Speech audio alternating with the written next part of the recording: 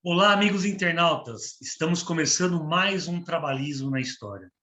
E hoje o nosso convidado trabalhou diretamente com o governador Leonel Brizola, Jacques Galinck. Galinck, me diga uma coisa, aonde você nasceu e como é que foi a sua juventude? Bom, nasci no Rio de Janeiro, na Tijuca, mas fui 1 ano e meio para Belo Horizonte, Minas Gerais, e retornei ao Rio em 72, dezembro de 72, aos 21 anos, quase 22, onde permaneci até há 3 anos atrás. Há 3 anos atrás, mudei para Brasília, onde estou. E me diga uma coisa, você volta para o Rio na década de 70, em plena ditadura militar, né? Como é que era essa fase no Rio em plena ditadura militar, Galinck? Esta fase no Rio era a mesma dureza que era em Belo Horizonte, né? Eu voltei para o Rio justamente porque já tinha tido problemas com o DOPS e o Exército Brasileiro em Belo Horizonte e vim para o Rio para sair de cena, na verdade, certo? Meio clandestino, e recomeçar trabalhando numa agência de propaganda. Em Belo Horizonte, eu trabalhei principalmente em jornais. Eu comecei a trabalhar como jornalista em dezembro de 66, aos 15 anos. Nessa época já tinha participação política, porque eu comecei minha participação política ainda no admissão, com 11 anos, 10 para 11 anos de idade, e peguei uns aninhos sem ditadura e depois o golpe de Estado, e a gente mergulhou nos problemas que a nação inteira mergulhou, muitas vezes sem saber, já que existia censura e outras coisas mais. Então, você começa a sua participação política no movimento estudantil, na escola, né? Na E, escola e em partido político, por curiosidade, né, eu convivi com os velhinhos do PSD mineiro que achavam engraçado um pré-adolescente se interessar por política. e esse despertar seu pela política teve algum fato determinante para esse despertar seu para a militância, para a política, ou foi naturalmente, Galinck? Foi naturalmente para tentar entender as diferenças que existiam de classe social, de modo de vida, de rendimentos das pessoas, entender onde eu estava. Você disse que teve uma convivência com os velhinhos do PSD. Quem que eram esses velhinhos e como é que foi essa Os convivência? velhinhos eram o Dr. Zé Maria de Alckmin, que chegou a ser ministro da Fazenda do Juscelino, né? O Dr. Israel Pinheiro, Dr. Ovídio de Abreu e outras figuras nobres do PSD, antigo PSD, que é diferente, muito diferente do PSD de hoje. E com algumas figuras do PTB lá de Minas também, né? Que, na verdade, eram aliados. O PTB era pequeno e era aliado do PSD em Minas. E o que essa classe política que você teve contato, tudo, falava da ditadura? Qual era a visão deles de país? Como é que eles viam o que acontecia no país? Bom, eu começava a tentar entender o que era. Eles, de certa forma, até participaram, né, do golpe de Estado, né, tinha uma parte teve participação no golpe de Estado, e depois eu vi que eles estavam assustados, tentava entender isso, porque você imagina o senador Juscelino Kubitschek de Oliveira foi caçado pelo AI-5.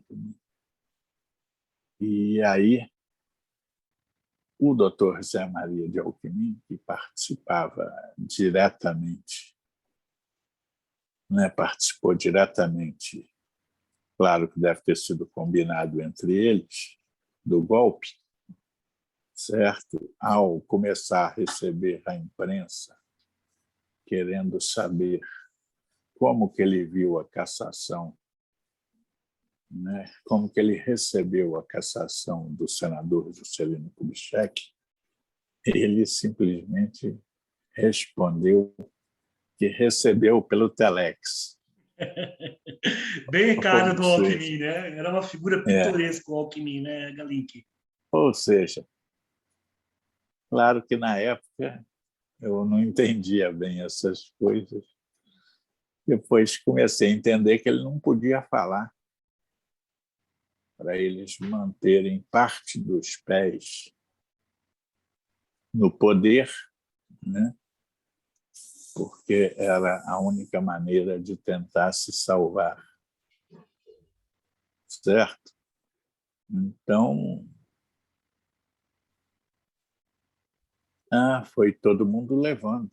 E hoje eu vejo, por exemplo, eu disse para algumas pessoas, voltando para os dias de hoje, que o André Mendonça, que foi ministro da Justiça do Bolsonaro, ele ia ter dificuldades para ser votado, né, para o cargo que o Bolsonaro quer que ele assuma no Supremo, por uma razão muito simples, que ele voltou, foi o primeiro a voltar a aplicar a Lei de Segurança Nacional contra reitores, contra professores universitários, e, de repente, ele não sabia. Eu que vivi com esta parte política, que, na verdade, parte era de direita, parte dizia-se de centro, mas eles odiavam tanto quanto a gente que era de esquerda a Lei de Segurança Nacional. Porque a Lei de Segurança Nacional caçou o Juscelino, que não era de esquerda, caçou o Lacerda, que era de direita, os caçou também porque eles, como políticos e democratas, eram ameaças para quem queria manter o poder pela força. Certo? Então, seria natural e que, no fundo, essas pessoas iam ver o André Mendonça como um cara inescrupuloso, né? Que pega uma lei de exceção para perseguir as pessoas, ao ter um poderzinho de ministro da Justiça de um desgoverno. Certo? E essa é uma das dificuldades que ele está tendo. Agora, você colocou que você teve problema no DOPS em Minas Gerais, né? Qual foi o problema que você teve com DOPS em Minas Gerais? O que aconteceu? Eu comecei a trabalhar como jornalista muito jovem, com 15 anos de idade.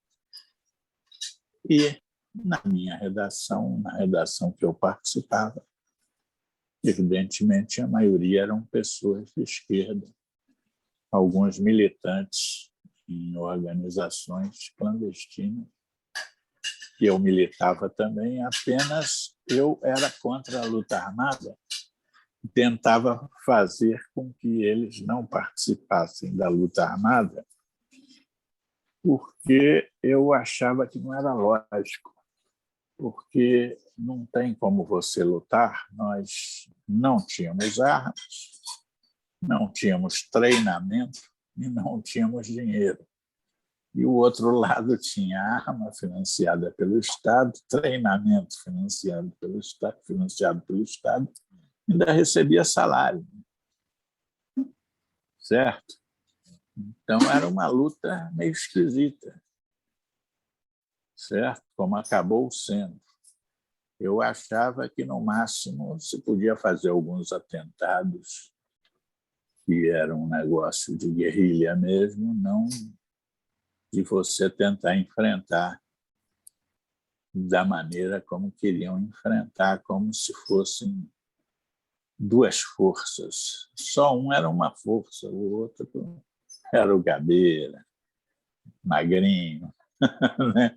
Que sabia, na verdade, meter o dedo numa máquina de escrever, que era o que ele dominava, certo? E outros do mesmo tipo. Para você ter uma ideia, eu fui colega de redação de um cara excepcional que eu gostava muito, que era o Cláudio Galeno de Magalhães Linhares, que foi quem levou a Dilma para a luta armada, né? E foi quem sequestrou o Elbrick para ajudar a soltar companheiros. Então, era natural que, por algum motivo, eu tenha sido levado ao DOPS, tenha sofrido, né, tortura, etc. Mas, por exemplo, eu consegui sair disso porque o doutor Zé Maria de Alckmin me tirou ao saber, certo? Então, tinha esse problema, tive problema 3 vezes, mas, de certa forma, consegui me safar, tive essa sorte. E continuei vivo. Por isso eu vim para o Rio para parar esse tipo de chateação. Mas os meus amigos todos, naturalmente, eram de esquerda, como eu era também. E eu frequentava algumas reuniões. Certo? Certo. E no Rio de Janeiro você acompanha o começo do processo de abertura, né? Como é que você... Participei da campanha de anistia, Hum. pela anistia, né? Participei dos movimentos para que isso acontecesse. E eram muito divididos esses movimentos, Galim? Como é que eram as discussões do movimento da anistia? Que você tinha a força da Terezinha Zerbini como os comitês femininos da anistia, você tinha uma ampla articulação nacional, né?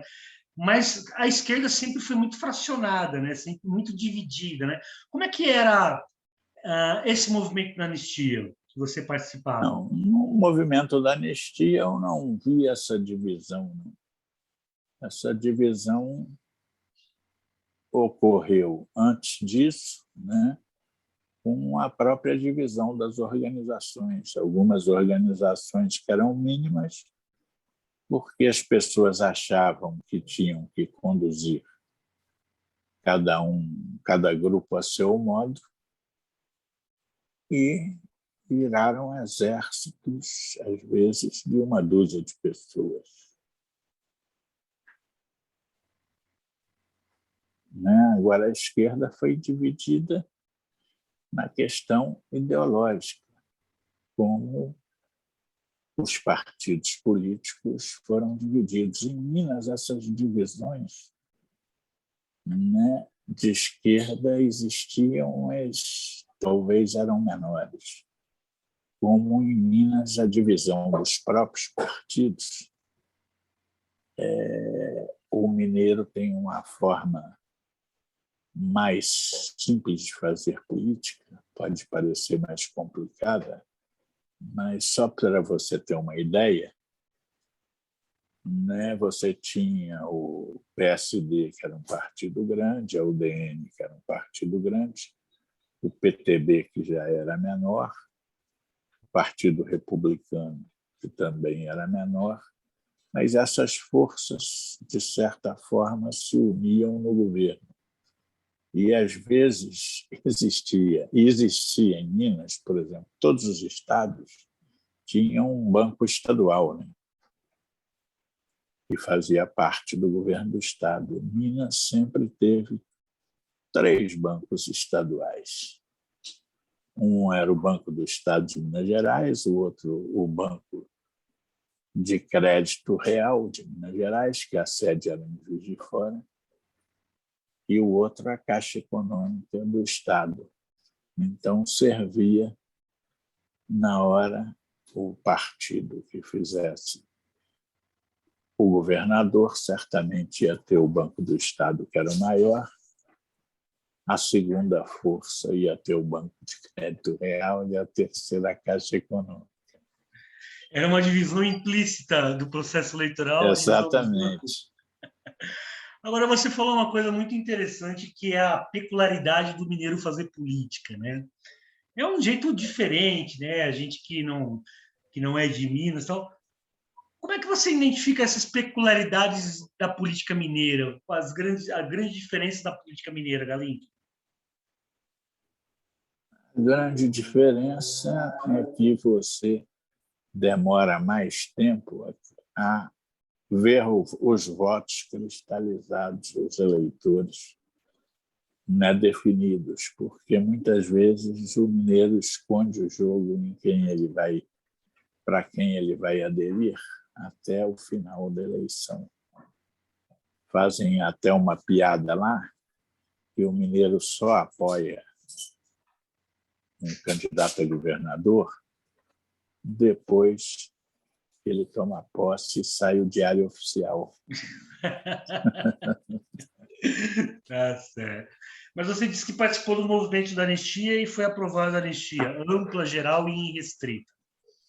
Mas, de uma certa forma, era uma anistia que premiou muitos torturadores, não pacificou o Brasil, né? O que a gente não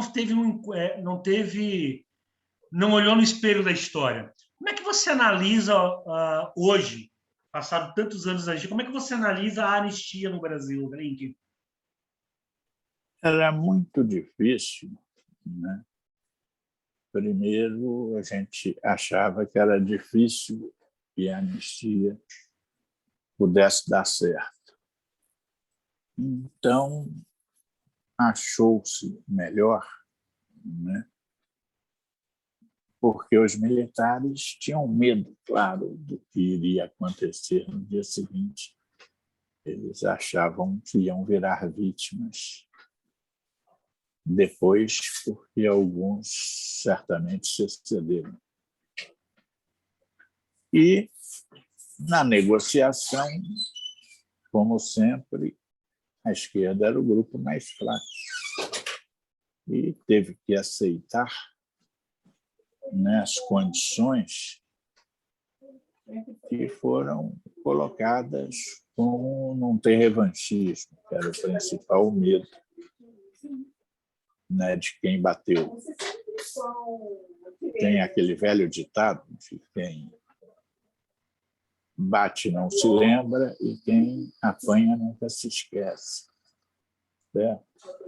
Então, da mesma maneira que alguns bateram e tiveram represálias imediatas, certo? Também foram castigados, eles tinham medo de depois isso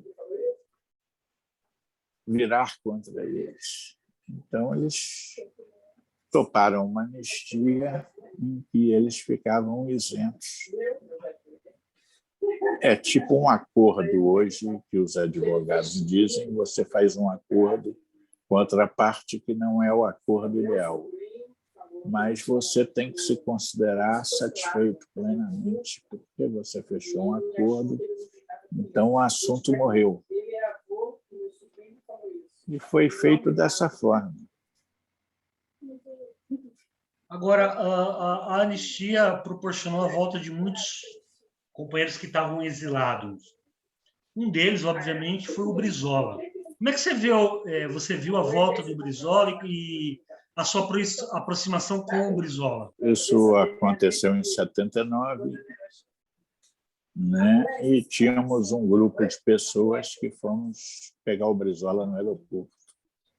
Nesse grupo, alguns mineiros, como o Azés Carvalho, que era jornalista, o dono do Binômio, né, que virou amigo do Brizola no exílio, e outras figuras. Então, nós fomos, do aeroporto, fomos comemorar isso numa churrascaria em Ipanema, com o próprio.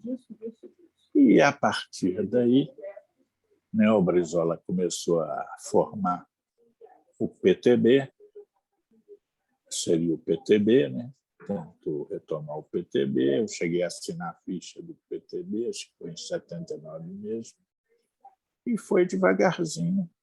A gente foi formando também devagar um grupo de jornalistas e publicitários que apoiavam.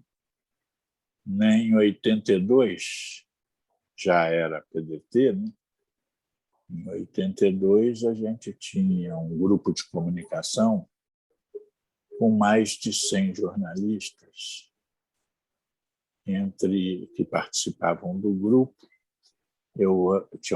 Tínhamos 3 coordenadores, eu era um dos coordenadores do grupo de comunicação do PDT, o outro era o Wagner Teixeira e o terceiro era o Ronaldo Buarque de Holanda.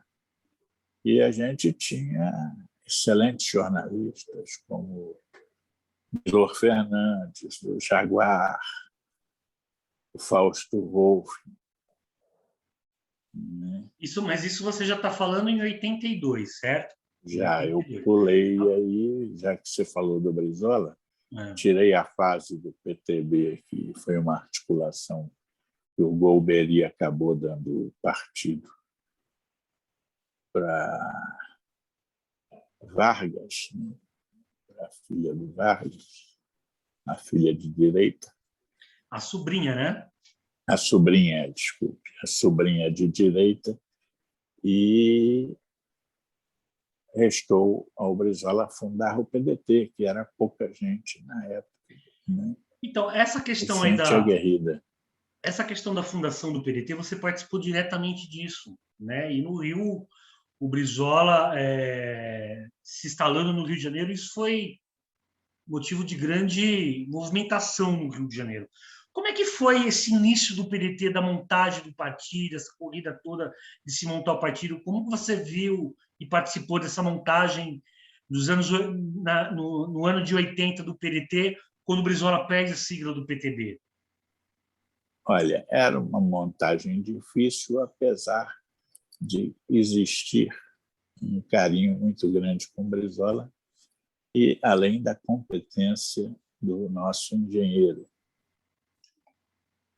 Mas muita gente esquecia, né? A memória no Brasil desaparece em pouco tempo, né? Eu, por exemplo, como eu sempre participei de eleição, eu sempre guardei números de eleição.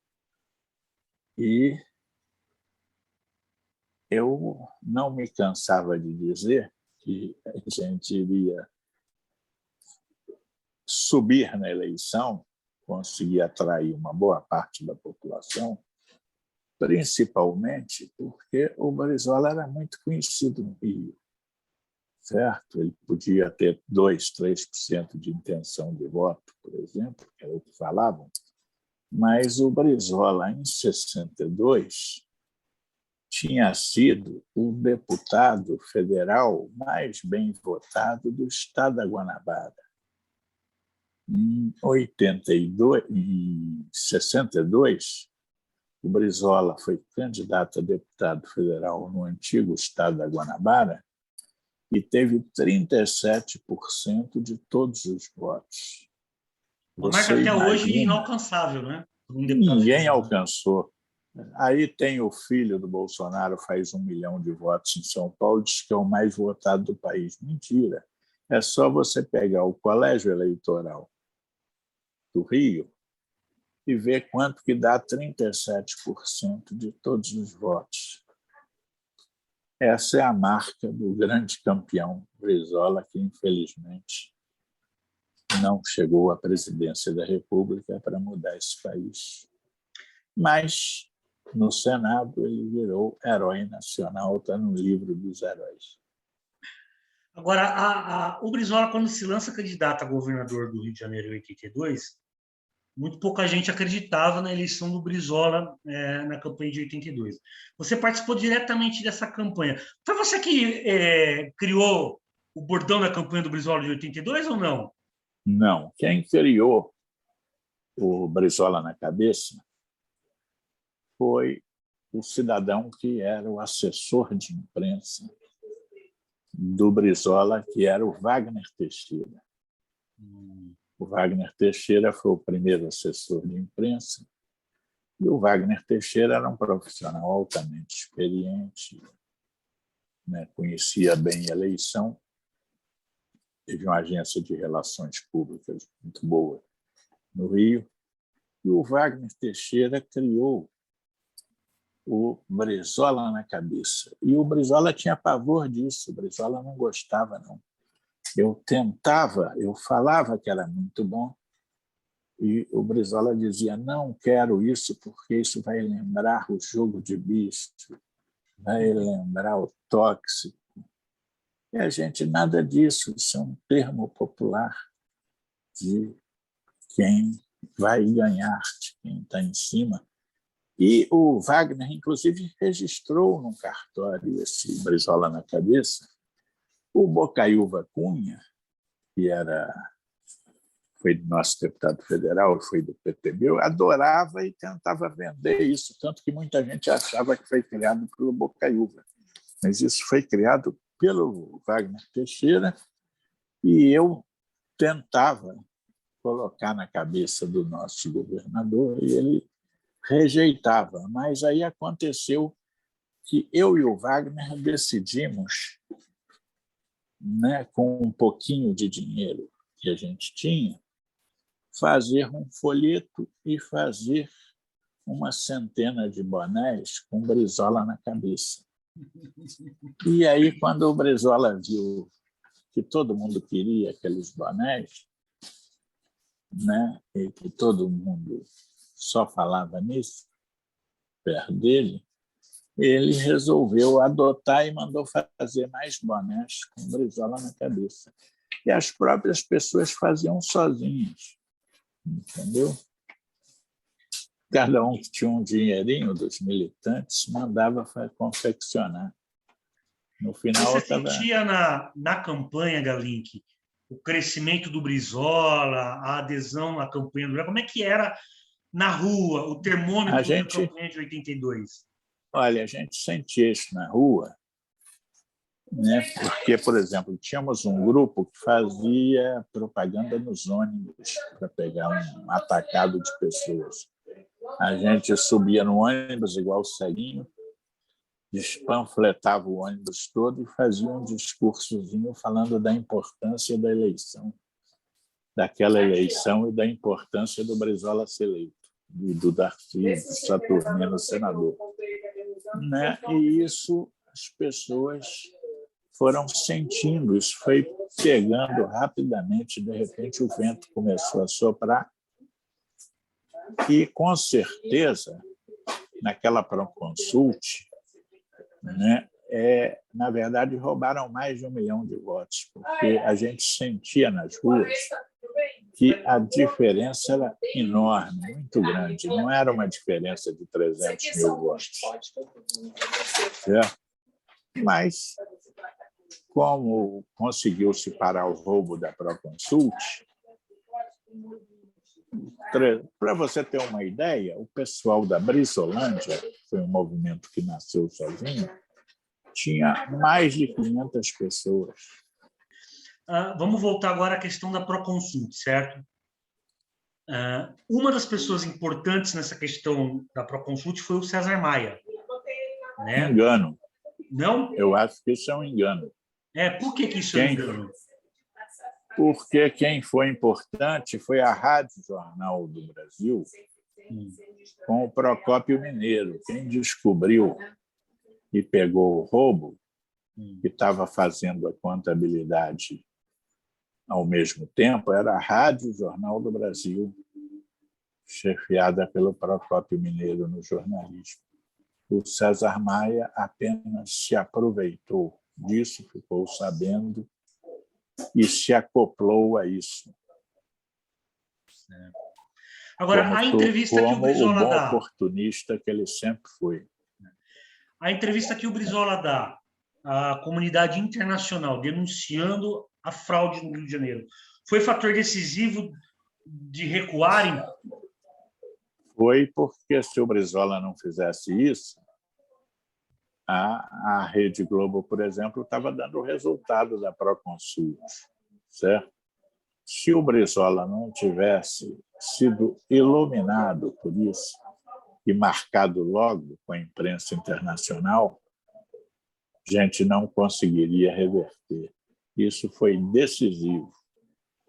E a veemência, que só ele tem, o dom perfeito tinha da veemência, com que ele conseguiu e conseguia colocar as coisas. Agora, Galic, voltando um pouco para a campanha, eu quero pegar um ponto importante da campanha, que é a questão dos debates. O Brizola era demolidor nos debates, não? Como é que você viu o Brizola nos debates, né?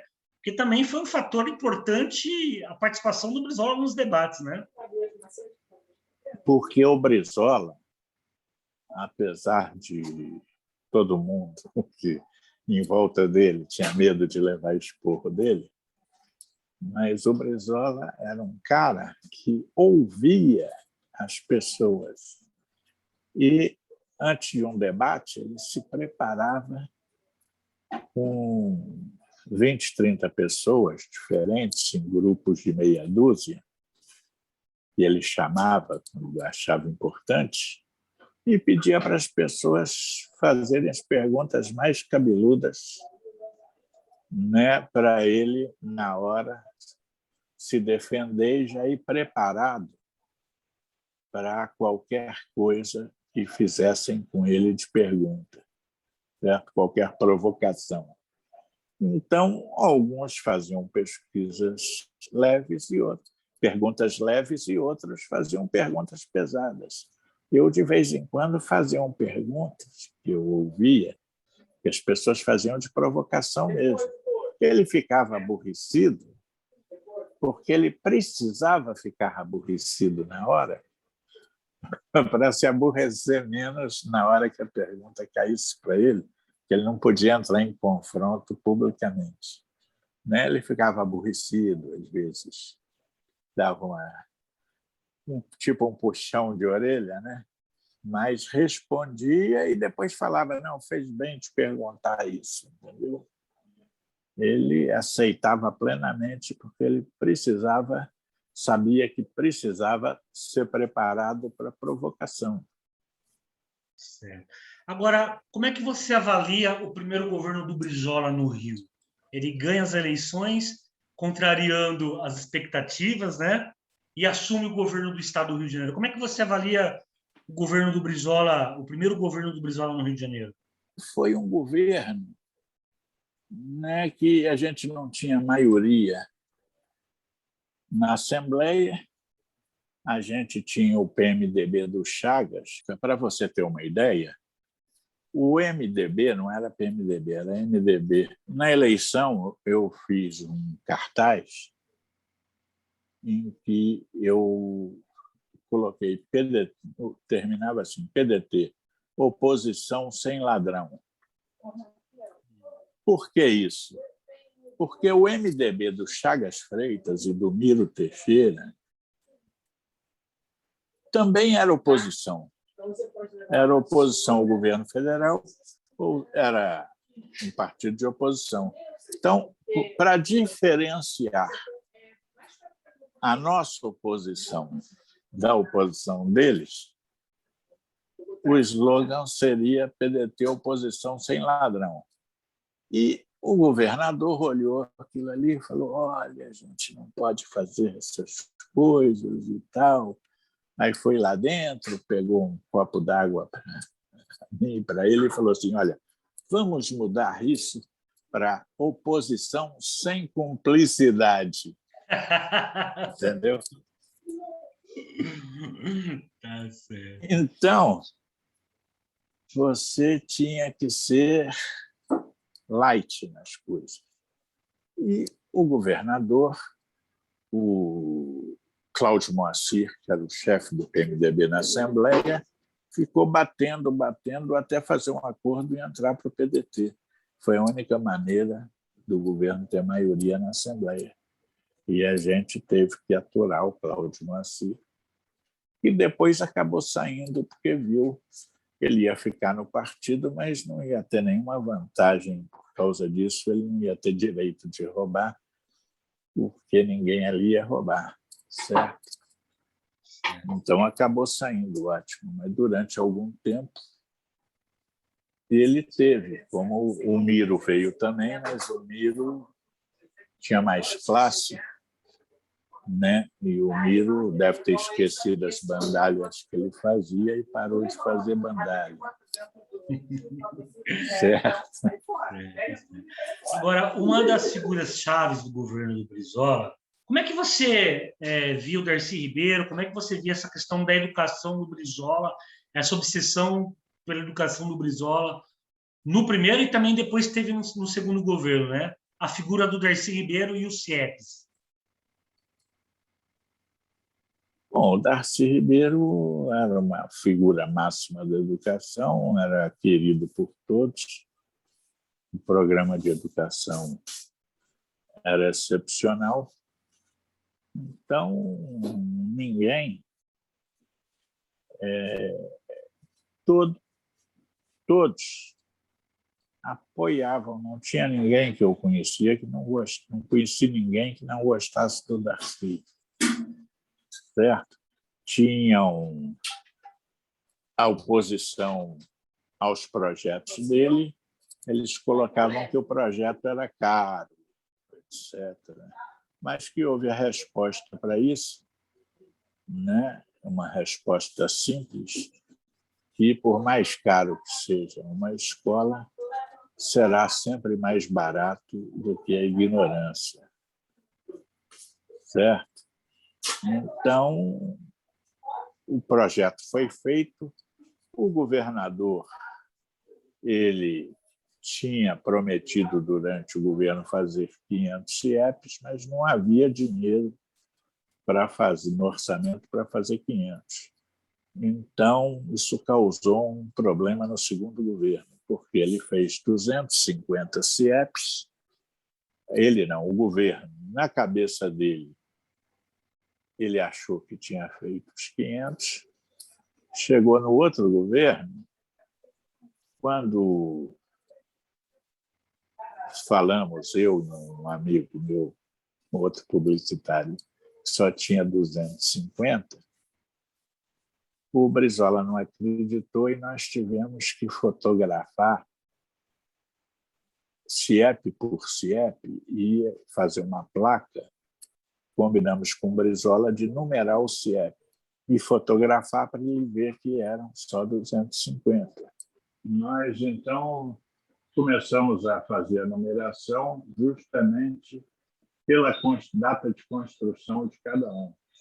Então, CIEP número 0001, Tancredo Neves, que é no Capete. 002, aí o CIEP a gente botava uma placa grande, né? O CIEP já pronto, claro, já estavam prontos, funcionando.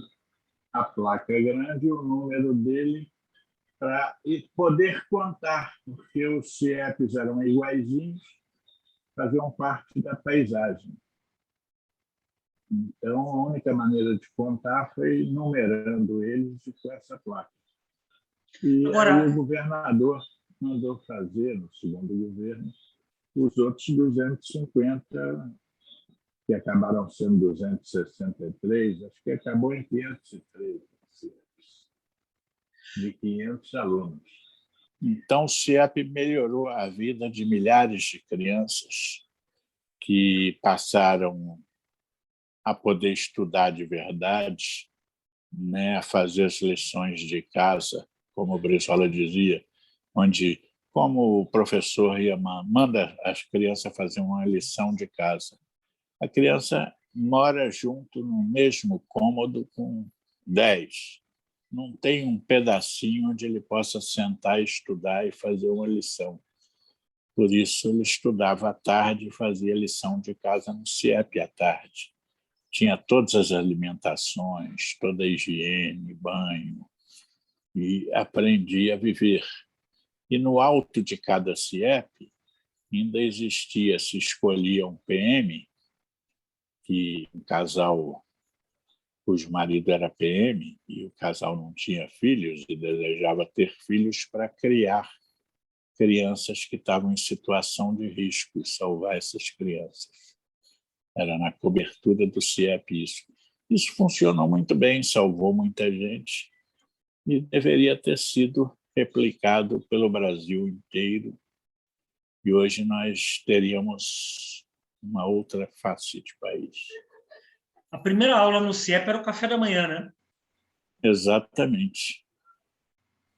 E que as crianças comiam tudo no início, né? E chegava na hora do jantar, não tinham mais fome, porque estavam entupidos de comida, porque na cabeça deles não ia ter a última refeição, como devia acontecer em casa. Comida, se comesse muita comida, acabava. Né? E lá não acabava até quando eles se acostumavam já no segundo ano a comer nos horários certos, sem exagero, porque não ia faltar comida. Agora, o critério que o Brizola usava para batizar os CIEPs, né? O primeiro foi o Tancredo Neves, teve o CIEP Nelson Mandela, o William Brandt. Tinha algum critério? Como é que era escolhido esses nomes? Bom, o critério eram nomes conhecidos que fizeram alguma coisa, por exemplo, Willy Brandt, que foi lá em São Gonçalo, que eu fui na inauguração, por exemplo, né? A gente teve aqui, uma das vezes, não lembro, acho que no primeiro governo, o Mitterrand veio ao Brasil e o Brizola o levou com a sua comitiva para subir no morro no Pavãozinho, certo? Fizemos um folhetim francês para ele entender, né, o elevador horizontal que o CAO fez lá, para as pessoas poderem, os mais velhos, descer o morro e subir, porque eles não desciam, porque senão não teriam condições físicas de subir. Então se fez um acesso e o Mitterrand ficou igual pinto no lixo, lá que ele nunca tinha ido numa favela.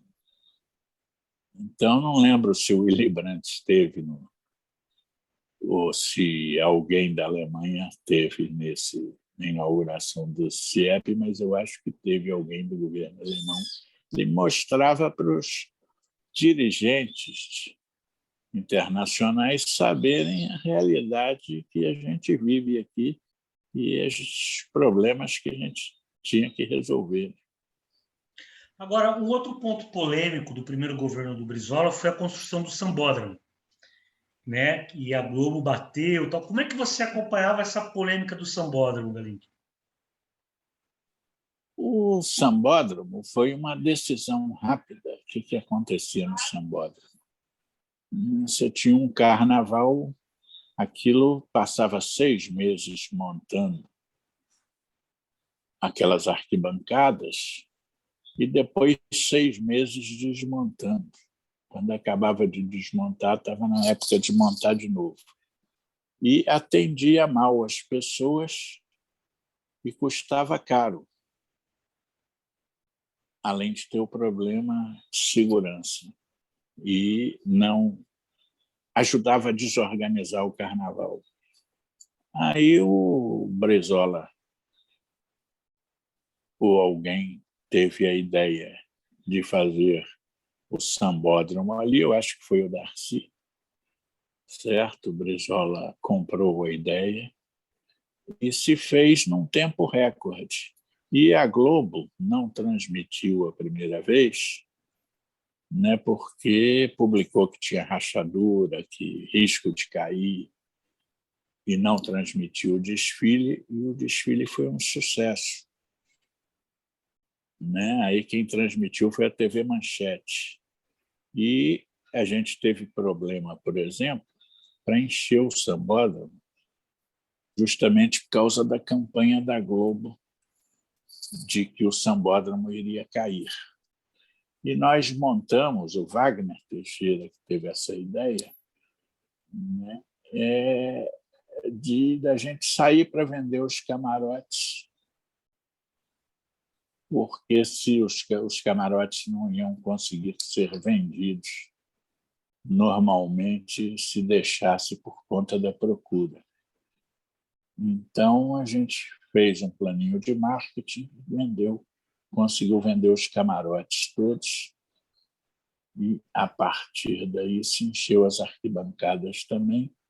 Foi um carnaval lindo, deu tudo certo, inclusive a apoteose, que foi uma invenção do Darcy, que meteram muito pau, que a escola de samba não estava preparada para fazer aquele retorno, e fez, e foi tudo ótimo.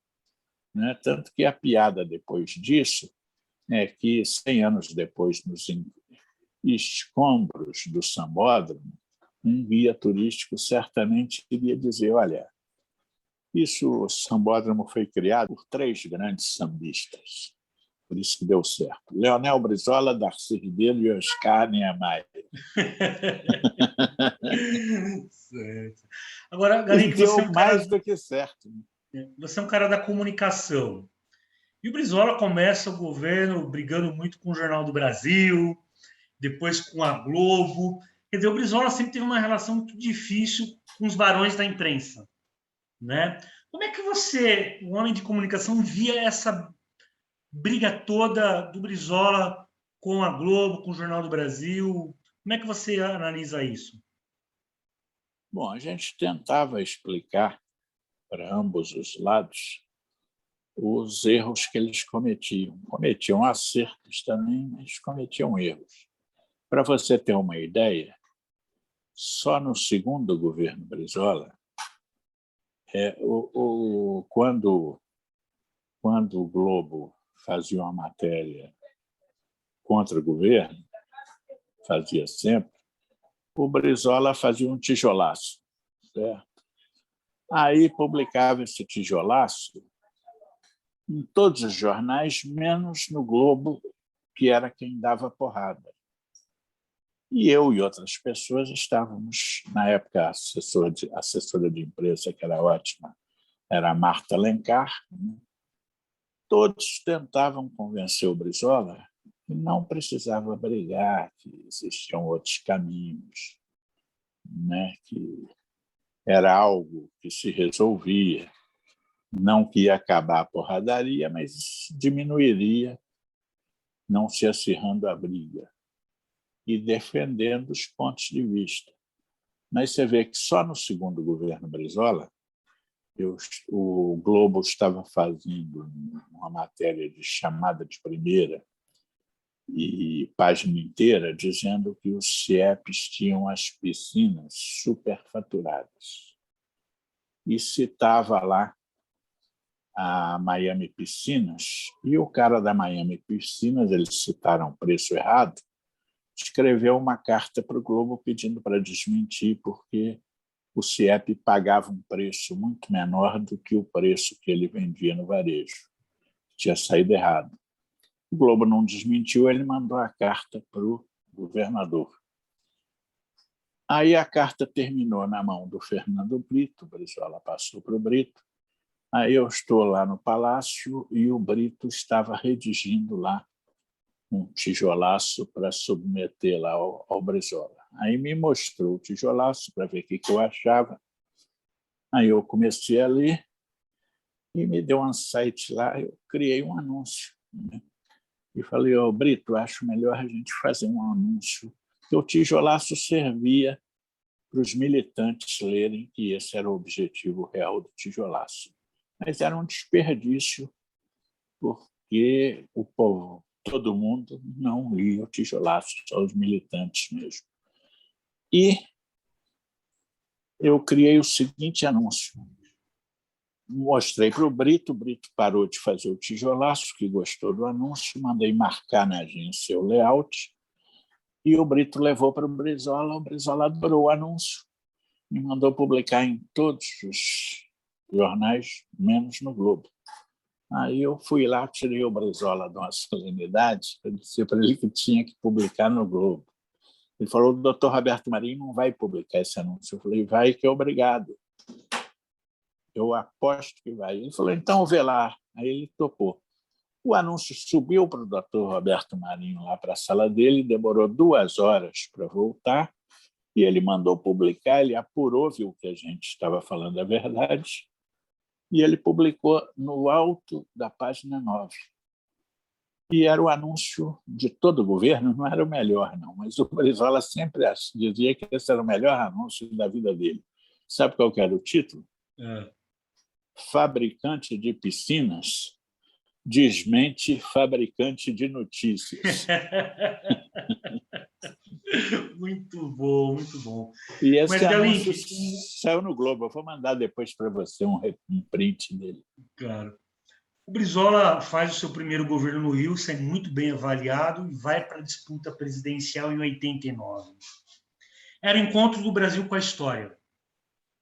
O Brizola vem para a campanha, debates, a primeira campanha presidencial depois de 20 anos de ditadura, e o Brizola não chega no segundo turno por muito pouco. O que você atribui à não ida do Brizola ao segundo turno, os erros de campanha? Por que o Brizola não foi para o segundo turno sendo mais preparado e o encontro do Brasil com a história? Porque cometeu-se erros na campanha. O principal deles, na minha opinião, foi que pegou-se no prédio do Brizola um andar lá de baixo, o primeiro andar, que era um sobrado, sei lá, o primeiro andar que tinha um apartamento fechado, e montou-se o estúdio lá. Aí o que acontecia? O nosso candidato ficou mais ou menos acomodado no prédio dele. Não foi fazer campanha em Belo Horizonte, como deveria fazer, não foi fazer campanha em São Paulo, como deveria fazer, e também a criação dos temas. Os temas foram pífios, porque aí contrataram lá o Fernando Barbosa Lima, que é um excelente jornalista, e o Fernando Dávila era o vice dele, dono da produtora, certo? Os dois estavam acostumados a fazer jornalismo. É que muitos fazem jornalismo da melhor qualidade. Só que o pessoal esqueceu de ver aquele texto que entra, às vezes o candidato se esquece daquele texto que entra do Tribunal Superior Eleitoral, que é o horário de propaganda política. O horário não é de jornalismo, o horário é de propaganda, de proselitismo. Então, se você faz jornalismo na sua campanha eleitoral, ao invés de fazer propaganda, tem 90% de chance de você perder a eleição. E esse foi um dos grandes erros da campanha do Brizola. Esse foi um dos grandes erros. Certo? No horário de propaganda, você fazer jornalismo. Agora, você está tocando num tema que eu sei que é delicado, porque você, por exemplo, não gosta da expressão marqueteiro. Não, não é que eu não goste. Virou, tudo bem, que eu aceito, porque virou de uma forma, por exemplo, que o cara quer aparecer mais do que o candidato. E quem é assessor trabalha. Quem vai ser o presidente, o governador, o deputado é o candidato. Você trabalha como assessor, você ajuda na campanha. Se o candidato for ruim, você não vai conseguir elegê-lo, não. Até para absorver as coisas que você fala e ver se elas são verdadeiras e valem a pena, o candidato precisa ser bom, certo? Senão ele não vai conseguir nem entender o que você está falando. Então, a primeira coisa, quem se elege é o candidato. Segundo, quem elege é o povo, não é você que elege o candidato. Você colabora, você pode até colaborar muito, ter sido decisivo, mas o mérito maior sempre vai ser do candidato, da equipe toda do candidato, porque é um conjunto, a eleição é um conjunto. É o candidato, o partido, a equipe, né? Quem acertar mais e errar menos. Agora, Galink, o Brizola é um político forjado na escola do trabalhismo do Rio Grande do Sul, exilado, governador de 2 estados, quer dizer, um monumento da política brasileira, né? Em 89, na campanha de 89, né, era a grande expectativa do Brizola ser o presidente da República.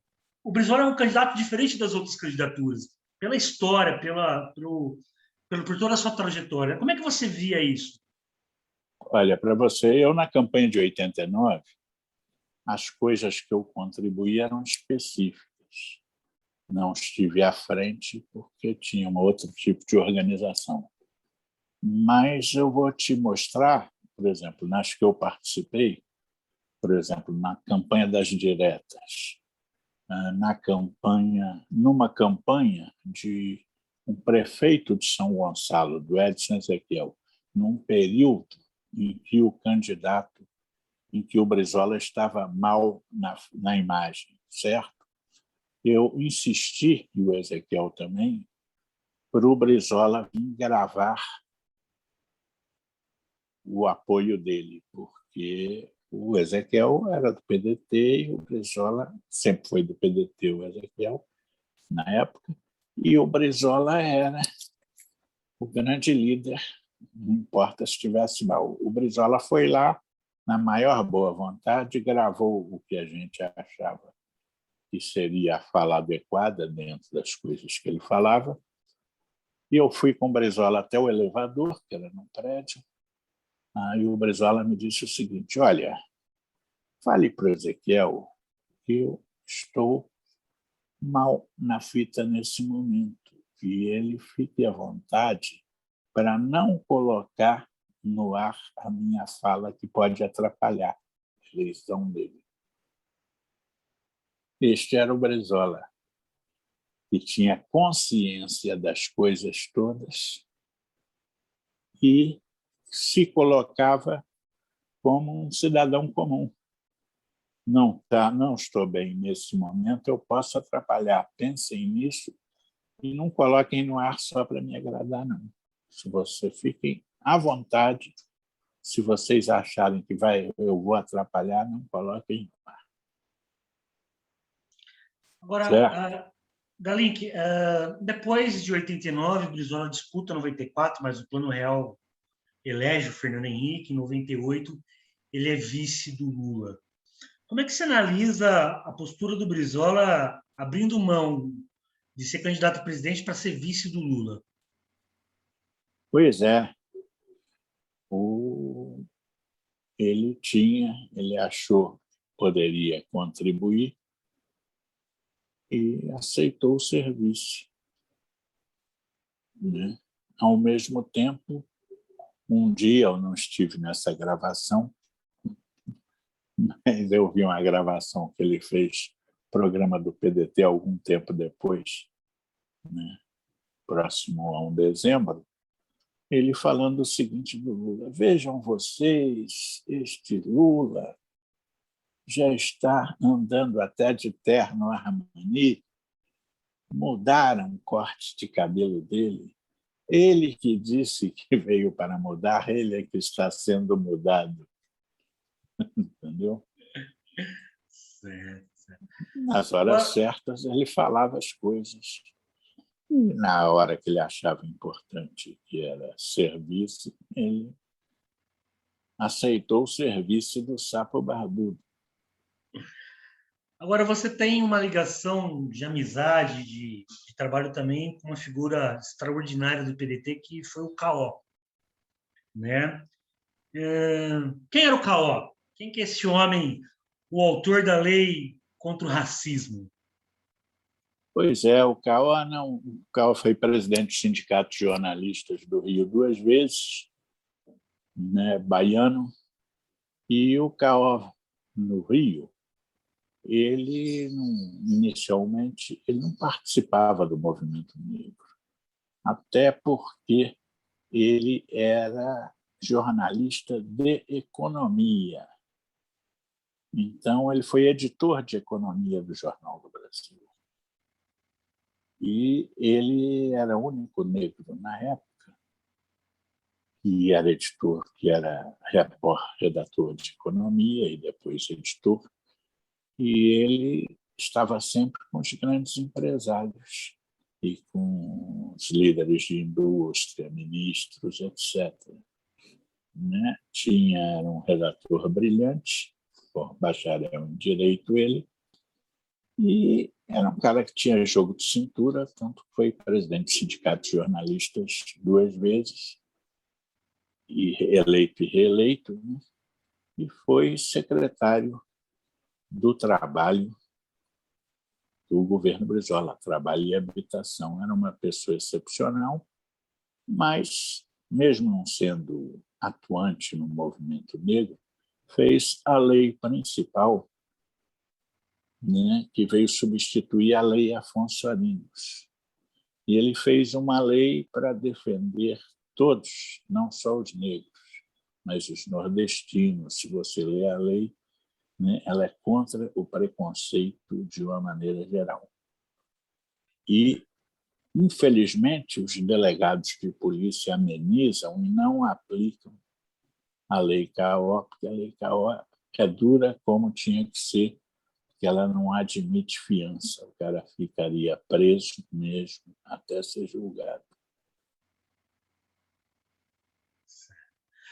Galim, você teve a oportunidade de trabalhar com Brizola, com Caó, com grandes nomes da política nacional.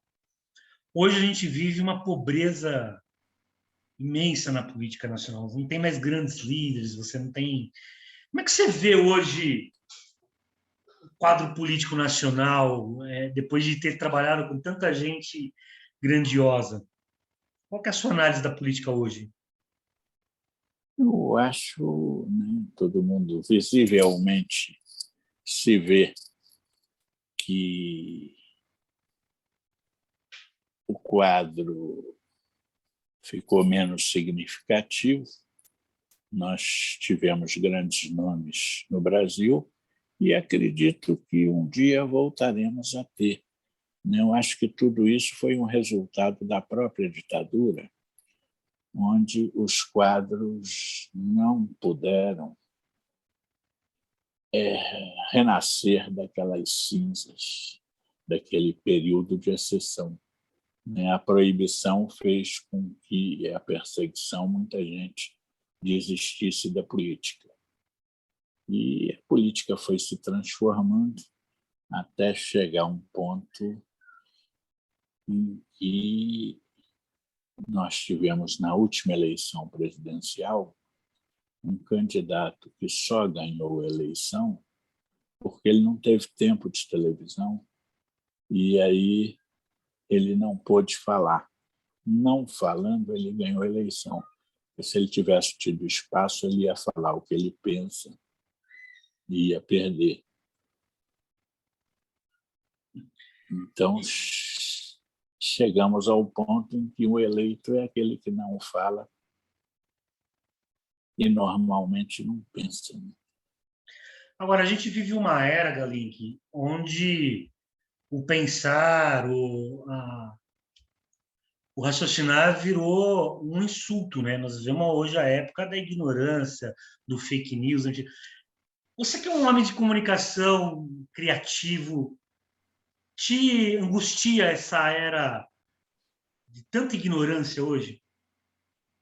Eu acho que a ignorância é mais ou menos a mesma de sempre. O que aconteceu é que passou a existir canais para as pessoas poderem se expressar. E como elas não estavam preparadas, elas começaram a falar besteiras pelas redes sociais. E houve uma ilusão na política de que a rede social elegia todo mundo, né? O coordenador de campanha do Barack Obama esteve no Brasil e respondeu várias vezes que a internet foi responsável por 1,7% da eleição do Barack Obama. Mas todo mundo insistiu que foi eleito pela internet. No Brasil, até hoje, 40% da população não tem internet. Hoje, viu as escolas que a maioria das crianças não conseguiram estudar na época da pandemia, né? Os que têm uma transmissão fraca e você só tem uma parte da classe média que fica se degladiando na rede. E são justamente as pessoas que já têm candidatos. Então, ninguém vai se eleger pela internet. Ou vai se eleger pela rua, ou pela televisão, ou pelo rádio, pelos grandes veículos. Ou por todos eles juntos. A internet é simplesmente um complemento, mas de resultados pequenos. Certo? Apenas serve para a gente ver a baboseira que as pessoas despreparadas falam, e alguns têm mandato e acham que as besteiras que falam e agressões e crimes são liberdade de expressão, ou seja, não sabem nem o que significa liberdade de expressão, certo? Então, eu acho, por exemplo, que todo mundo que quer fechar o Supremo, principalmente o Bolsonaro, devia ser nomeado para ser porteiro do Supremo da noite, para poder fechar o Supremo toda noite, e de dia o porteiro do dia abre o Supremo. De repente, isso vai satisfazê-los.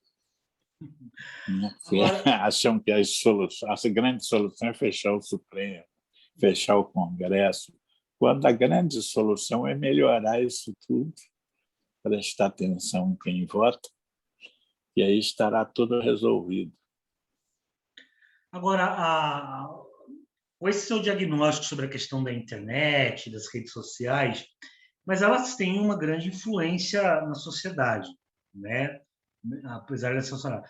O Brizola, ele não pegou essa fase, né? Ele dizia, tá vindo uma coisa, não sei.